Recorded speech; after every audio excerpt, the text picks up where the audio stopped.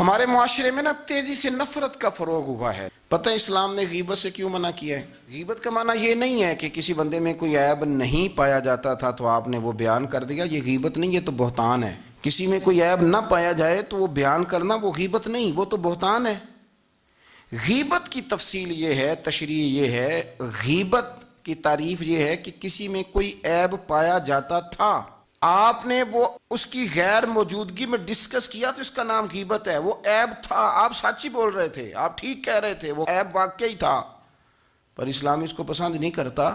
اسلام کہتا ہے کہ اگر تو سمجھتا تھا یہ عیب ہے تو جا کے اس کی تبلیغ کر، اس کو بتا، اس کو کہہ میاں یہ غلطی چھوڑ دے، تو نے ڈسکس کیوں کیا؟ آپ کسی شخص کے پاس بیٹھیں اور کسی دوسرے آدمی کی تعریف کریں، آپ کہیں کہ بڑا اچھا ہے، بڑا بامروت ہے، مہمان نواز ہے، با اخلاق ہے، وعدے کو وفا کرنے والا ہے، دیانتدار ہے، سچ بولتا ہے، آپ تعریفیں کریں. آپ کسی کے سامنے تعریف کریں گے نا تو بندہ کہے گا یار کسی دن ملاقات تو کرا، اور جب وہ ملے گا تو اس کی آنکھوں کے اندر ایک خاص کشش ہوگی، پیار ہوگا، ملنے کو جی چاہے گا، ایک خاص راحت ہوگی. یہ کب ہوگا؟ جب آپ نے کسی کی تعریف کر دی. لیکن اگر آپ کسی کی غیبت کریں گے، کسی کے بارے میں کہیں گے بڑا غلط ہے جی، لوٹ لیتا ہے جی، چور ہے جی، فاسق ہے جی، تو بندہ اگر کبھی مل بھی گیا تو اس سے سلام لینے کو دل. ہم نے پتہ کیا کیا، تیزی سے فروغ پایا ہے ہمارے ہاں نفرت کا ماحول. آپ کھول لیں، کوئی یوٹیوب کھول لیں، کوئی ایسا چینل کھول لیں، بس لڑائی ہے، فلانا فلانے سے لڑ رہا ہے، فلانا. مذہبی لوگوں کی میں منت کرتا ہوں کہ خدا را دین کو اس طرح کا ماحول تو نہ آپ دیں کہ لوگ کہیں کہ ان میں کوئی شے طے ہی نہیں، فلانا فلانے کا جواب دے رہا ہے، فلانا فلانے کا، اور بازاری زبان استعمال کی جا رہی ہے.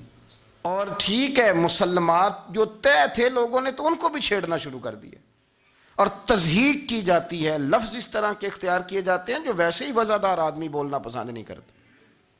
کیا آپ اپنی شکل دکھا رہے ہیں کفر کو کہ یہاں نفرت ہی نفرت ہے، اور وہ باتیں جن کو بالکل چھیڑنا نہیں چاہیے تھا ان پر بھی آپ کلام کرتے ہیں.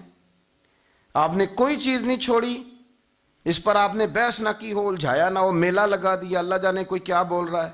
دعوت دین کون دے گا؟ پیغام حق کون سنائے گا؟ فلانا فلانے کا جواب دے رہا ہے، اور پھر وہ دوسرے کا جواب دے رہا ہے، تیسرا تیسرے پہ تبصرہ کر رہا ہے، چوتھا پانچویں پہ تبصرہ کر رہا ہے. یہ کب تک بات ایسے چلے گی؟ یہی حال سیاسی لوگوں کا ہے.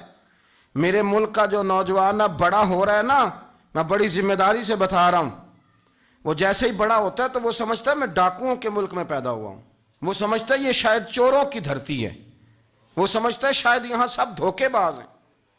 ہم اس طرح سے نچوڑ کے لوگوں کے دلوں میں نفرت بھری ہے، نچوڑ کے، کہ لوگ سمجھنے لگے ہیں اس ملک میں تو کوئی بندہ دیانتدار ہے ہی نہیں، کوئی بندہ اچھا ہے ہی نہیں، کوئی بندہ نیک ہے ہی نہیں. مذاق اڑ. ایک صاحب میرے پاس آئے ہوئے تھے، کہنے لگے پیر صاحب 11 سال ہو گئے پولیس کی نوکری کرتا ہوں، 1 روپیہ رشوت نہیں لی.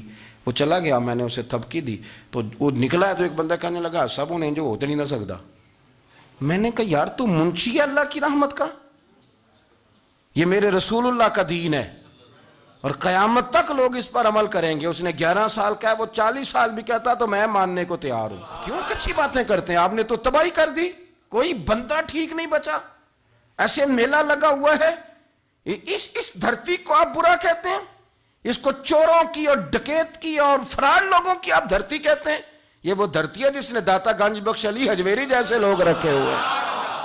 یہ وہ دھرتی ہے جہاں بابا فرید جیسے لوگ بستے ہیں. کیا بات کرتے ہیں صاحب؟ یہ اتنے بزرگ ترین لوگ یہاں بستے ہیں اور آپ کیا بات کرتے ہیں؟ دیکھیں، میں بالکل ہی غیر سیاسی اور غیر جانبدار رہتا ہوں ملکی معاملات میں، لیکن جس شخص نے پاکستان کو ایٹمی قوت بنانے کے لیے، اب تو بڑی عمارت ہو گئی ہے، غربت میں جس بندے نے کام شروع کیا تھا کہ ایٹمی طاقت بن جائے، اس نے کوئی کام کیا کہ نہیں کیا؟ آپ کو پاورفل بنایا کہ نہیں بنایا؟ کبھی تبصرہ ہوتا ہے اس پر بھی؟ ہمیں لاکھ اختلاف صحیح، ہم بھی بات کرتے ہیں مخالفت میں، لیکن تباہی نہیں اتار دی ہم نے، توہین کر کر کے، نفرت پھیلا کے.